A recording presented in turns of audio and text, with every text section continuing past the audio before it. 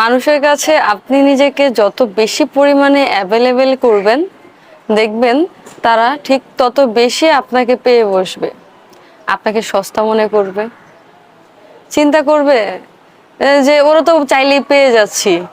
আপনার গুরুত্বটা অনেক বেশি কমে যাবে। অবশ্যই আপনি মানুষকে উপকার করবেন, সহযোগিতা করবেন, কিন্তু নিজের একটা লিমিট বজায় রেখে। এমনভাবে মানুষের উপকার করতে যাবেন না বা অ্যাভেলেবেল করবেন না বা নিজেকে সস্তা বানিয়ে ফেলবেন না, যেটা হচ্ছে পরবর্তীতে আপনার কোনো মূল্যই থাকে না।